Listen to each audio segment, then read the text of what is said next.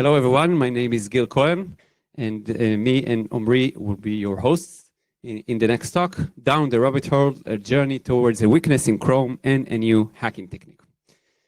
My name is Gil. Let me introduce myself. So I'm the head of application security, as just mentioned, and Secure SDLC. I've been practicing cybersecurity for the last 18 years or so, and I've been lecturing in international conferences as well. I'm experiencing penetration tests of all kinds. I've hacked into pretty much everything that you can think of, including networks and boxes, but my passion is application security, and this is why I'm putting the focus on this today as well. I'm part of the services department at SAI that performs PT, red team in forensics, security, architecture, etc. I'll talk just a few words at the end of the presentation about the company that we work for, that also develops a product called Hiver, which is automation and insights product. Omri. Thank you very much, Gil. My name is Omri Inbar. I'm a senior cybersecurity specialist at AppSecEU. I'm a penetration tester, bug hunter, CVE searcher, and all-around hacking enthusiast. I've been in the security game for about 8 years and a couple of years more developing. First time at a conference, definitely first time lecturing, and feeling very excited and happy to be here. Okay, so let's start. Let's start with a basic introduction of what was the trigger for the entire research. CRLF injection. CRLF injection, if you don't know, this is a simple attack, which is a reflected attack like cross-site scripting. Take a look in here. When you write ABCD as part of the get URL, in this specific example, you get the same value in here. So the first condition is that the value needs to be reflected. And what happened in CRLF injection? CRLF actually stands for carriage return and line feed, which is actually new line characters. A new line is not a single character, it's actually 2 characters. And this is their representation, percentage 0D, percentage 0A is in URL encoding. And take a look at what's happening when you have this reflected value, which is also vulnerable to CRLF injection. When you write ABCD, percentage 0D, percentage 0A, ABCD, in the response, instead of getting the actual value, you get a new line. And this enables you to inject your own response headers. And this was the initial vulnerability that initiated the entire research. So what can you do with it? In some cases, when you have 200 OK or 404 or any 200 and 400 response, you can inject your own body. You can just put a combination of 2 CRLF at the beginning, marking the section as the new body of the response, and add your new response body. In this case, just a plain script with an alert, and when this is the response, it would be executed by the browser. And this is not a new attack. Obviously, it's cross-site scripting via CRLF injection, and there are multiple examples similar to that.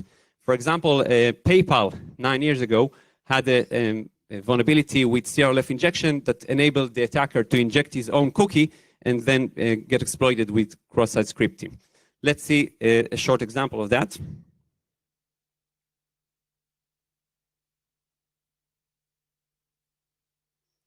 So say hello to PayPal from the past. Don't know if you remember, this is how it looked like. And you can see here, someone found you don't need the percentage 0D, percentage 0A all the time. You can settle with one of them in some cases.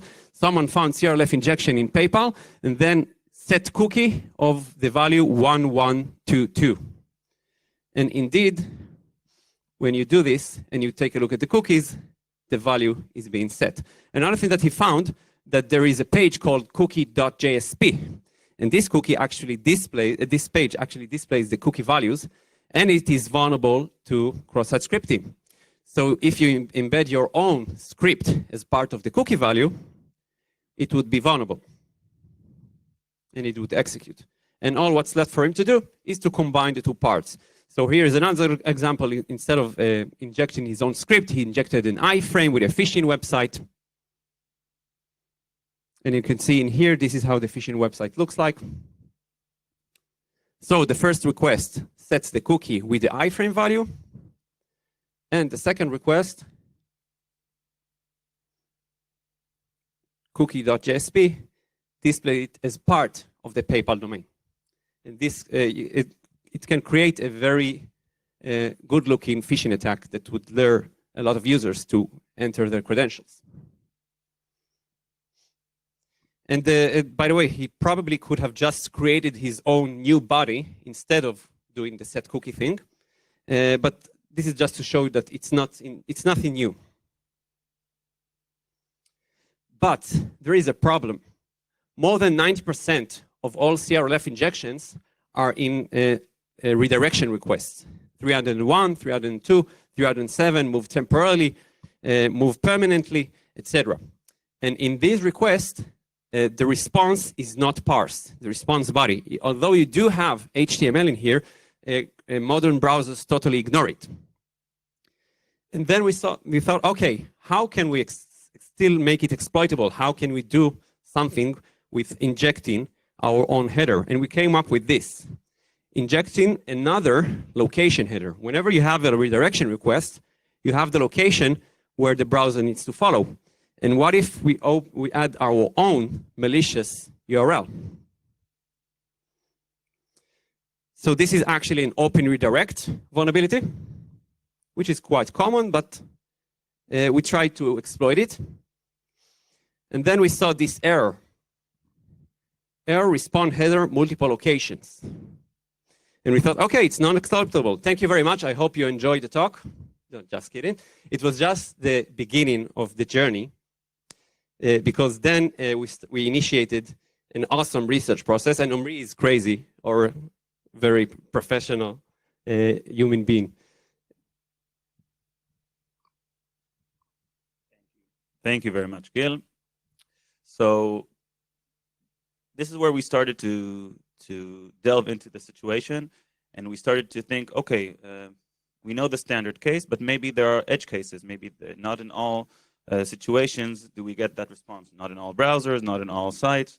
So the way to research this was to find a mass of sites and to start just scanning and see if we have any other cases. So first of all, the first step was to take many websites and to find and filter the ones that are actually susceptible to CRLF injection. So for this, we used the tool, open source tool called Nuclei by Project Discovery. You might have heard about it a lot in this conference. And it's a wonderful tool for scanning vulnerabilities, whether it's static or whether it's web-based, that you make HTTP requests. And the wonderful thing about Nuclei is that it's customizable, right? So whenever you want to write a new scanner for a vulnerability that you discovered, or that you're trying to search for, you don't have to write a whole script or a whole tool by yourself. You can just use Nuclei. It takes in YAML templates like so, which are fairly simple. This is an example of an open source YAML template of Nuclei. You just say what kind of request it is, in this case, get. What's the path? In this case, the base URL. You can also add a path, parameters, whatever you want. And what are the conditions of a success? In this example, this is a template that searches for Amazon secrets. So if the body contains the regular expression below, then it's a hit, right? You can then give it a list of URLs, not just one URL, scan them, and you can see below on the log that some results were found. So this is exactly what we did. So the first step was to find sites that are vulnerable to CRLF injection. This is the template that we used. This is not ours. This is an open source template that you can find on the Nuclei templates repository on GitHub. There are all sorts of different subcases here. The main thing to search for here is that the template tries to inject the set cookie CRLF injection cookie. There's a standard %0D, %0A, and all sorts of other Unicode encoding and all sorts of subcases. And if the regular expression below, which is we have the set cookie value inside the header, then it's a hit. So that's the template that we use. The next thing, after we have a mass of sites that are vulnerable to CRLF injection, was to try on all of them 2 locations and to see if some of them don't get the error, but actually do get a redirect. And for this, we use a library called Playwright, which is wonderful for automation, mostly used for QA.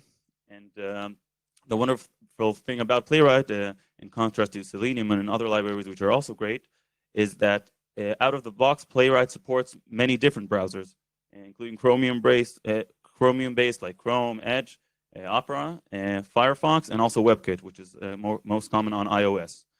So the next thing was to try on all the CRLF injection susceptible sites to inject 2 locations with all kinds of browsers and to see the behavior. And of course, profit. So the first case that we found that really boggled us was as so. We found 2 sites of the same company that were susceptible to CRLF injection. One of them was the site .asia and one of them was .com. And in one of them, the .asia one, when we injected a new location, we actually did get a redirect. And on the other one, we got the response header multiple location error. Okay, so of course, what we did was let's see the HTTP response. Let's see what's the difference between them. So we put them side by side, and for the life of us, we couldn't find anything different except for the one was .asia and one was .com. There was no other dissimilarity. So this was us, exactly like this handsome fellow right over here. This was us for a couple of days. We tried to delve in and to see what was different between the 2 sites. We figured maybe it's an extension on one of the browsers. Maybe it has to do something with certificates, the SSL versions, the HSTS preload, all of that. None of them panned out. When we finally find out the answer. So after opening the sites in the browser, in the Chromium-based browser, we actually found that the site that didn't work only spoke in the protocol HTTP 1.1, and the site that did redirect was speaking in the HTTP 2 protocol. HTTP 2 protocol, for those of you who don't know, is optimization of the HTTP protocol, and the main difference is that it supports compression of the headers for faster transport. Okay, so and by the way, the reason that we didn't see it in curl, in CURL, the tool that we use to look at the responses, was the fact that curl by default tries to speak in HTTP 1.1, while the browser tries to speak in HTTP 2. If the site supports that, wonderful, and if not, it goes to HTTP 1.1. But if you specifically, what we did here in the example, if you specifically ask for HTTP 2, it does try that. So let's see the example here.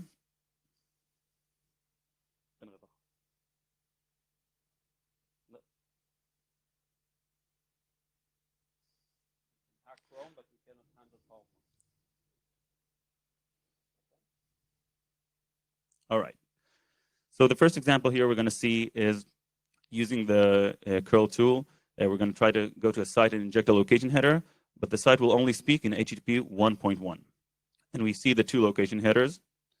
And if we try to put it in the browser, then we get the obvious error for the handling of multiple locations. Cool. And now the second site we're going to put will support HTTP 2, as we can see here. Wonderful, HTTP 2, multiple location headers. And if we put it in the browser, we'll see that we will get a redirect. Where we will redirect, we will speak about soon. But we did not get the error, and we did get the redirect. Wonderful. All right, so basically we found it in Chrome. The next step was to try it on all browsers to figure out exactly what who's to blame or what browsers are susceptible. And we found that it was not only Chrome, but it was Edge, Opera, the Samsung native browser, Brave, and more. And the common denominator between all of them was that they're all based on Chromium. And Chromium is open sourced, which is wonderful. So we also downloaded Chromium and tried to debug it and to find the exact point of failure. And this is just a wonderful screenshot of many debugging prints. Chromium is very hard to debug because it's asynchronous, and it's also, we thought it's quick and dirty is the way to go. So we wanted to include it. And also, I love seeing my name multiple times. And we actually, did find that the place of handling, that there is plain as day. You can see that if the headers contain multiple copies of the field location, then you return the error. So the question remained. Why is it vulnerable? But why? So we further investigated it, and we came up with this specific configuration. Obviously, this is a bug in Chromium, so you need the user to use a Chromium-based browser. You need this website to use HTTP2 and to be vulnerable to CRLF injection, and you need to control the first location header. So we figured out HTTP2, we figured out CRLF injection, everything was perfectly clear, but we didn't know what were the cases where you control the first location header, because we saw some other cases where this was not the case. So this is a website that was vulnerable. You can see that we actually can inject our own location header, which is the first one. And this is another website which is not vulnerable. For some reason, you can see that the location header is all messed up, and we couldn't figure out what was the vulnerable configuration, and we started to further digging in until we found it. So the vulnerable configuration is, again, HTTP2 enabled website, CRLF injection, Chromium-based website, and the header's order is swapped by a reverse proxy. So the injected value goes into the first location header instead of the original second location header. And this is how it looks like from a high-level perspective. You can see you have the browser that speaks with the reverse proxy in HTTP2. The reverse proxy speaks with the backend server in HTTP 1.1, and when the response is received, the order of the headers is being swapped by the reverse proxy. And again, we researched what is the common denominator of this specific configuration, and we found Cloudflare. Cloudflare is very common for caching and reverse proxy. And they specifically say, while HTTP2 is not supported between the Cloudflare network and the customer origin, which is the backend server, Cloudflare Railgun provides similar benefits for connection multiplexing and HTTP header compression. So they basically implemented their own implementation of HTTP-like configuration. So any website that is protected by Cloudflare was actually vulnerable. So we created our own website, GLC test. I like my name also. And we made it deliberately vulnerable to CRLF injection, and you see that it was actually open redirect, vulnerable to open redirect, and we could redirect to example.com, which was very nice. We found another, so here is a real-life website that was also vulnerable. And we found another common technology, which is Nginx. And this is where things started to become even more interesting. So we digged it further in, and we saw that a specific configuration of Nginx is vulnerable, is actually making the response headers order to swap. And this is the configuration. Don't worry if you don't know Nginx configuration, it's not that complicated. You have the server name, you have it listens on port number 443, HTTPS, obviously, and it supports HTTP2. And here in the last line, you can see proxy pass. This is the redirection to the backend server. And this is the IP address of the backend server, but this directive, request URI, actually tells the Nginx to take the query string and put it in here. But here's a spoiler for you, you don't really need it. If you do not put the same directive, it acts exactly the same. But for some reason, if you do put it, the response headers order is swapped.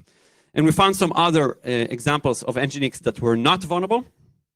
And we got HTTP2 protocol error. And this is where this directive is not used.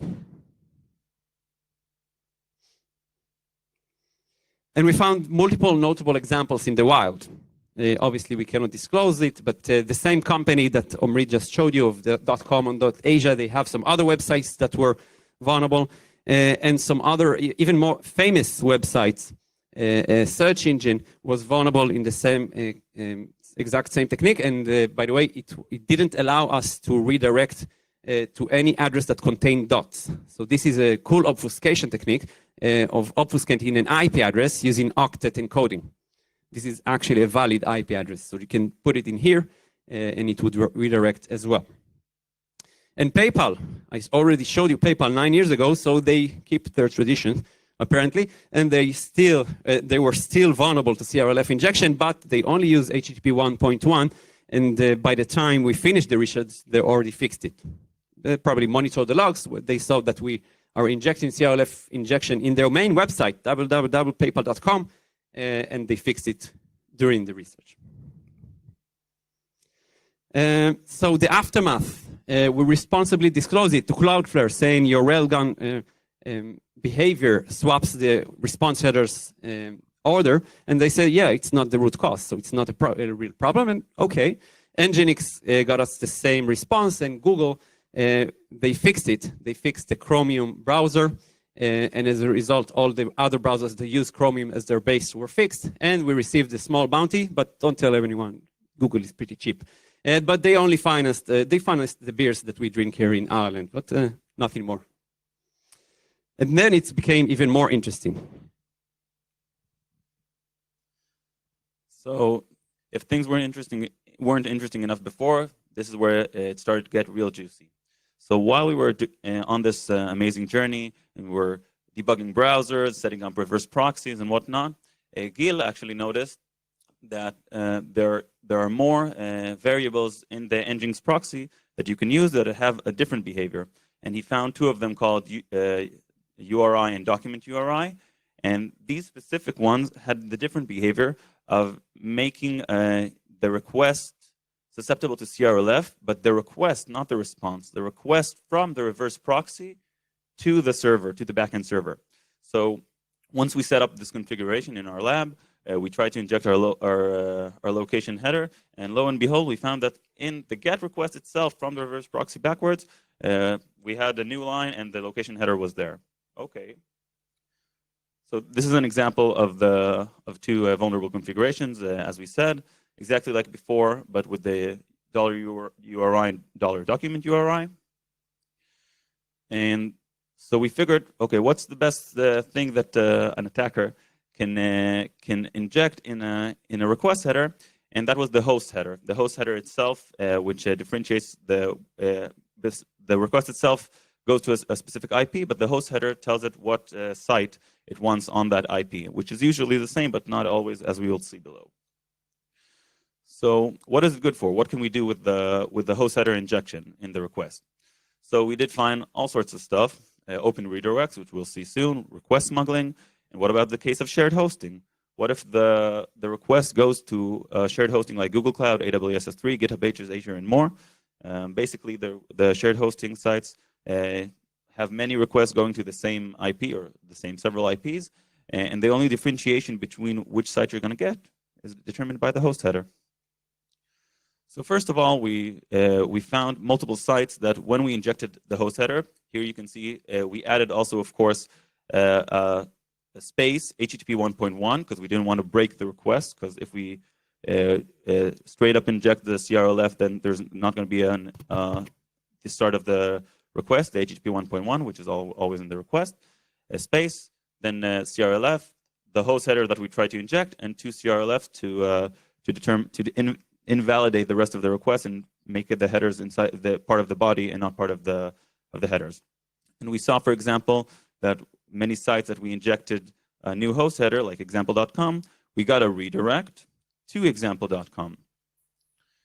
And then we saw that those same sites, if we manually, using burp proxy, didn't inject our payload, but we manually edited the host header, we also got the same redirection, which indicates that somewhere along the path, specifically probably on the reverse proxy itself, the entire request is looked at, and if the host header is different, then it redirects to it.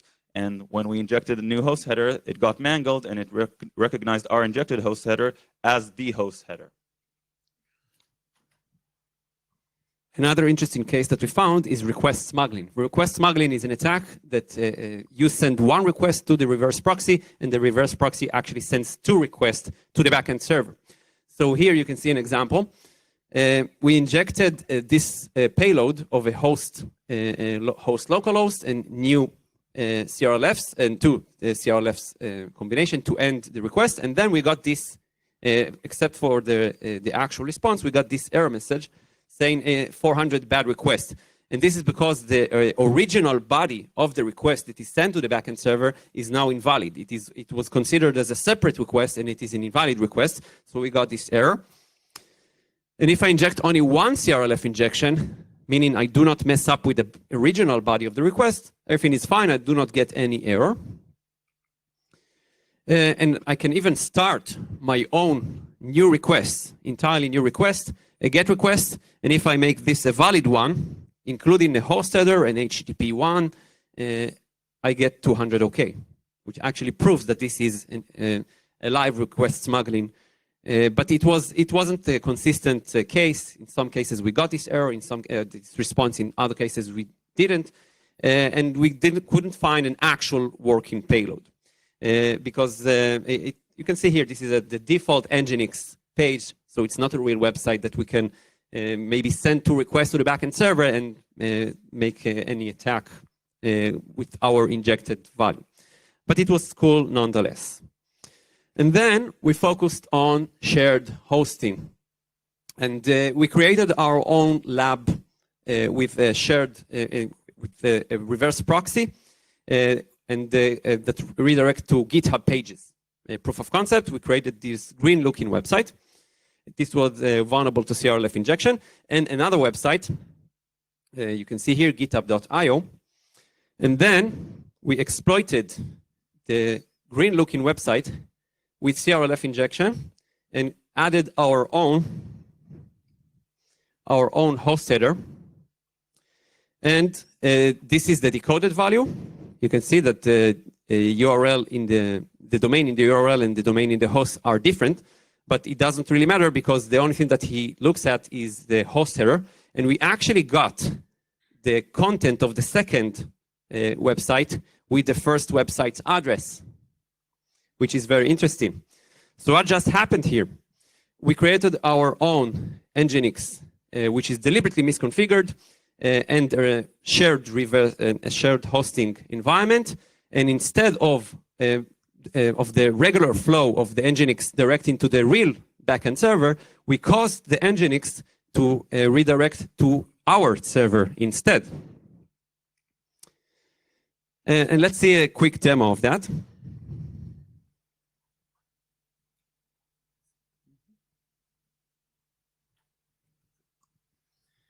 Okay, so here we have a website called, oh, what happened?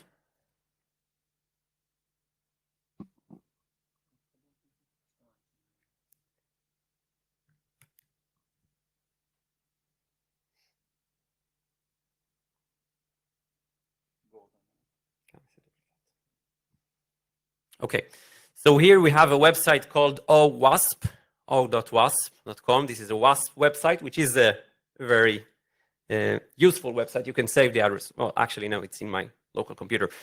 And we have another website which is called bwasp. And here I can inject any special character, in fact, such as %01, and I get this, oh, sorry, HTTP, not HTTPS. I don't believe in security. No, just kidding.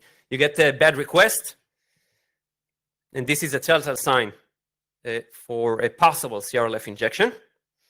And now I can just complete the request with a valid value, HTTP 1.1, and add my own host header and redirect to the bwasp.com and end the request. Oh, again, HTTP instead of HTTPS. And now you can see that the content of the website is the bees website.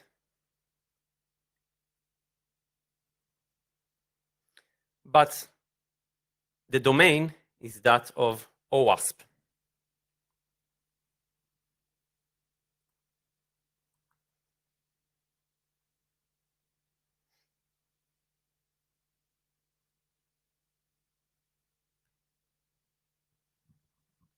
So what just happened here? The malicious server doesn't need to use the same reverse proxy, but it only needs to use the same shared hosting. So you can see here that bwasp was directly accessible from the internet. and the reverse proxy has its own legitimate websites of WASP and Hornets, and I can, by injecting my own host header, I can redirect to any website that sits in the same shared hosting, which is really nice. And then we had this interesting debate. Omri told me, yes, this is a new cross-site scripting. This is a new form of cross-site scripting. And I said, no, it's not. Yeah, but you can execute script on other websites. And I said, yes, but you bypass all defenses, tamper the execution flow, and replace the access server. And you can do a lot more than cross-site scripting. Introducing frontjacking, a new technique, front-end server hijacking. Front-end server hijacking is a hacking technique that combines CRLF injection, HTTP request header injection, and cross-site scripting, exploiting a poorly configured reverse proxy deployed with a shared hosting environment, allowing attackers to inject a new host header, hijack the front-end server, and replace the access server with an attacker-controlled server. This enables an attacker to execute any reflected XSS and phishing-related payloads while bypassing any defensive mechanisms, including content security policy, HTTP-only cookie attributes, web application firewalls, CORS, and HTTPS certificate. So let's have a deeper look at that and compare cross-site scripting with frontjacking. So if you have content security policy, if you don't know, this is a response header that limits the loaded scripts and resources. You can then just make your website disable loading of external scripts. But in frontjacking, we are the server. We don't need content security policy. We can just send the user any script that we want because we are the front-end server. HTTP only disables accessing session cookies with JavaScript, but we are the server. We just receive it from the client. We don't need HTTP only. We don't need JavaScript to read it for us. Cross-origin resource sharing disables a website to access APIs of another website. But again, we are in the same domain as the original website, so we can just access the API of the original website. HTTPS certificate validation won't help in both cases because the content would be malicious, although the domain is valid. And the only thing that would partially mitigate frontjacking is web application firewalls. Some of them identify CRLF injection as an attack and would block frontjacking in some cases. The related CWEs is user interface misinterpretation of critical information and cross-site scripting. These are the closest, and we hope that after this presentation, we would submit this as a new CWE because the root cause is completely different and the defenses would not help. And then we started to find some more examples in the wild. Wonderful. So up until now, everything was in a lab environment. We thought of a new attack. We made a lab for it, proved that it is theoretically possible, which is nice. But again, it's not real unless you find it in the wild. So the next thing we did is we made nuclei templates like we saw before, but to specifically search for cases of front-end hijacking. So what we did, this is an example of a template that we built for Google Cloud. So basically what we did was, first of all, we went to Google Cloud, made our own bucket there, a malicious one, named frontjack testing. And this is the content that was in our site, HTML script, alert document domain script, HTML. And here we can see that we sent requests with our complete payload directing to our bucket. And then we checked it on many, many websites. And if the response had our content, then we know that we frontjacked. And this is another example of a template that we made, but this one was for S3 Cloud. It's basically the same. We made a frontjack testing bucket there as well with the same content. However, S3 has many regions for different countries around the world. So sometimes you go to an endpoint and you ask for a specific bucket there, but they're nice enough to tell you, listen, this bucket exists, but it's not in this region. But that works for us as well, because if we see this message as well, the specified bucket exists in another region, please direct request, then we also know that we hit it. We just need to make buckets in a different location. And of course, that's what we did after, if we saw that, later on, we had buckets in every regions. And if we had that response, we just injected all of our different buckets until we hit the one that was in the same region. And then we can see an example here. We started to find examples out in the wild. These are two examples, live ones in S3. We see a website that's not ours, but we have our own content there. And this is another one with the Google Cloud exploitation. Basically looks the same, but it redirects the shared hosting behind it is different. And then we hit a couple, and then we had our big break. One of the S3 sites that we found that is vulnerable, we checked its IP in a tool called Security Trails. Very nice service. I don't have any stocks there, but I recommend it a lot. And the service basically lets you insert a domain or IP, and you can see all of the other domains that are associated with that IP. So basically, we found many sites that went to the same 3 IPs. And when we went to Security Trails, we saw that there were over 10,000 different domains that are registered on those 3 IPs. So we figured, okay, this is a shared hosting. Like they have this is something else. This is a reverse proxy that redirects specifically to them, and because that reverse proxy is vulnerable, all of them are vulnerable, more than 10,000. So here we can see a very scientific graph of the number of front-end hijacking that we found in the wild. It started with 0, then 2, then more than 12,500. Very, very scientific. Don't tell anyone. 1 year ago. And it was exactly 1 year ago, if you can see. Imagine that. And so we wanted to find out, okay, which exact shared hosting service is vulnerable, so we can disclose it to them. So we went to one of the sites, and using Wapalizer, we found the specific product that they all use, the common denominator between them. We went to the site, and we actually did see that they're publishing their message is gather subscribers with a hosted landing page or a forum embedded on your website. And upon further inspection in the site, we actually did see that they say that these are the 3 IPs that their hosting service provides, and those were the exact 3 IPs that we found from outside, which confirmed that this is the one. And so just to make sure, we registered to the site. We created our own page out of the box, omritest.tk, nice name, and another one that is vulnerable, and another one with our malicious content.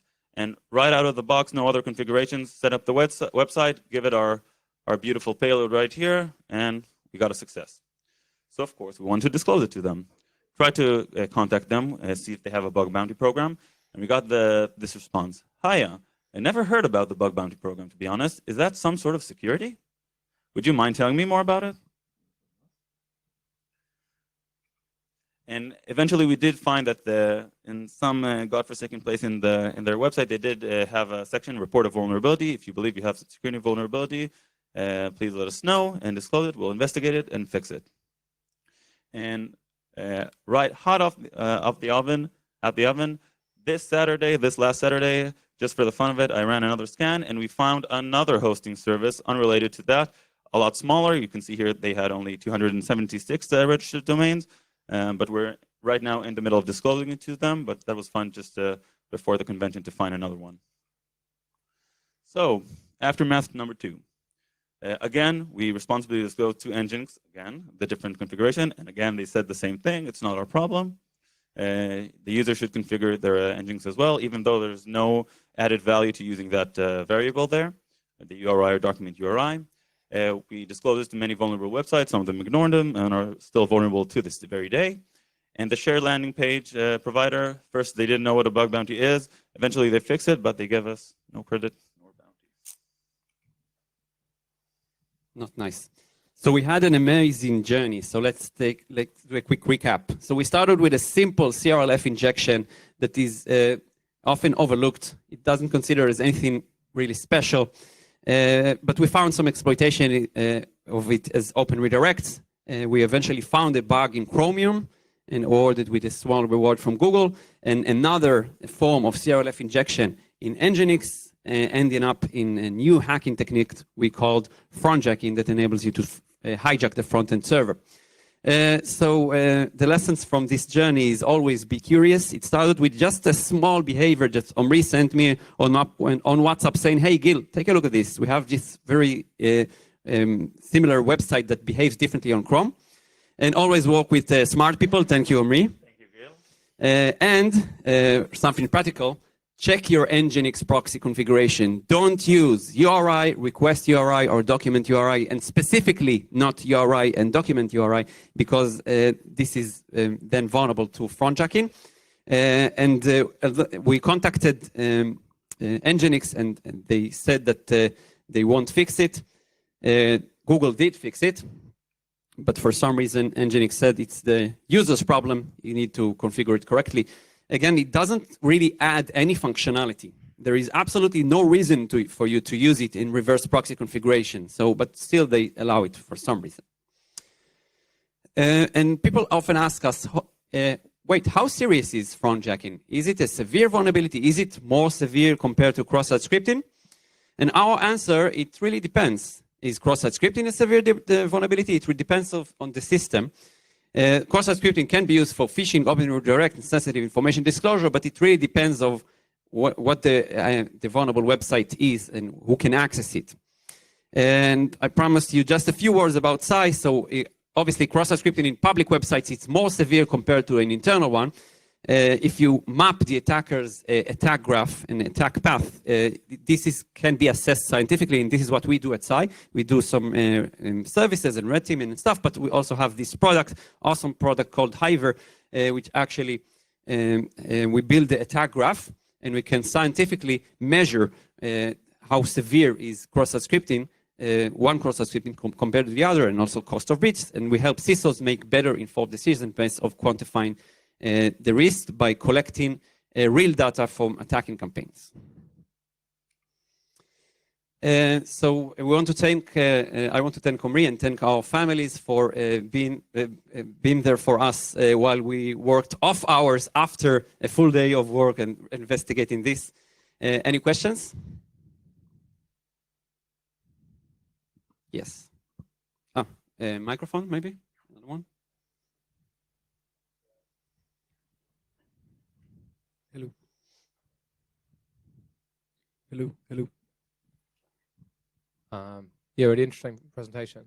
So I think there are examples there where the reverse proxy was the one that was ending up causing the redirect to a different site. Like sometimes it was going through the reverse proxy, sometimes it wasn't going through the reverse proxy. If the reverse proxy was the one that was adding in content security policy, would that help mitigate in that case? Because in that case, even if you're pulling the page from a different backend, like a different server, the content security policy would still get added by the reverse proxy, and that could potentially mitigate cross-site scripting on the page that loads. Yes, well, content security policy usually limits the domain that you can load external scripts from, but we are the server, so content security policy won't bother us because we can then serve whatever content that we like, including any JavaScript. So it won't really help against this specific scenario. Any more questions? Hi. Did you try maybe directing to internal websites that are not exposed to the internet to use like as a SSRF routing thingy? Yes, of course, we did try that. The problem was that even though we can inject a different host header and try to get different content, the request itself still goes to the same place. We did try to see if maybe behind the scenes the reverse proxy takes the host header and then tries another different request using burp collaborator. We tried internal IPs and stuff like that, but even different ports on the same host, but it did not work because eventually the problem was in the request that was sent to the specific place. So it didn't send it to a different place, even though we tried to. Thanks.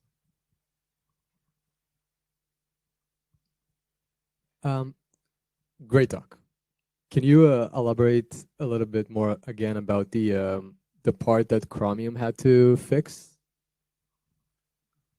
So Chromium basically had an inspection whether the response contained 2 location headers, but only for the HTTP 2 part.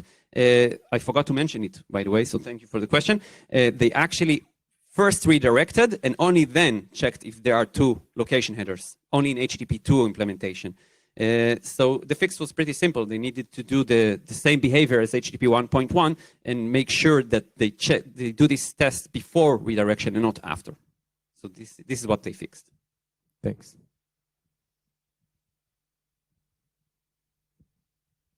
Any more questions? Thank you for the great talk. I was wondering if we could have, if we implemented some kind of whitelisting on the reverse proxy regarding what IP addresses it might send HTTP requests to, would that mitigate this issue? The whitelist on the IP itself of the sender, I don't think so, but whitelisting the host header itself that is requested in the request itself, definitely. I mean, it should never be different than the one that you're trying to access. So even if you do consider, okay, the CRLF is a different thing, and many sites can be susceptible in a different way, the request can be mangled. I think whitelisting the actual site that you're trying to go to access to, or the several sites that the reverse proxy reverses to, should work. Yeah. Thank you.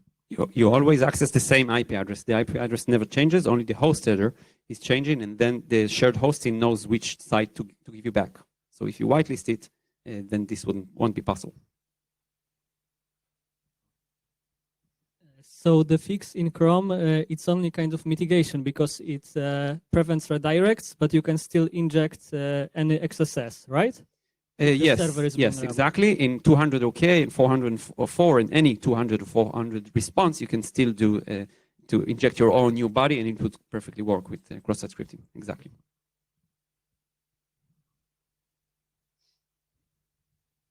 Any more questions?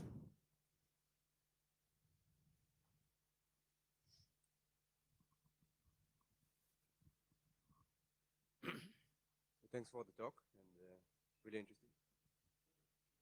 Closer. Oh, thanks. Just wanted to ask, Chromium, did they record it as a CVSS, as a CVE, and if so, with what severity? So unfortunately, no. We actually, when it's such a big product such as Chromium, we would have preferred to have a CVE there instead of a bounty. Unfortunately, they closed it. They said, like everyone else, everyone on the attack chain blamed the other guys. So everyone said, no, it's not my problem. It's if they fix it, then it's all fixed. But they were actually the only one that actually did a fix, and they did give us a couple of dollars. So no CVE there yet, but they gave a small bounty and fixed it. Great. And one more quick one. If you need to wrap it up, the entire research project that you had here, how much effort did you invest in it? I would say roughly 2 months at night times, almost every day. Thanks for our family. We wanted to tattoo the TV number, but unfortunately they... Next CV. Yeah, next one.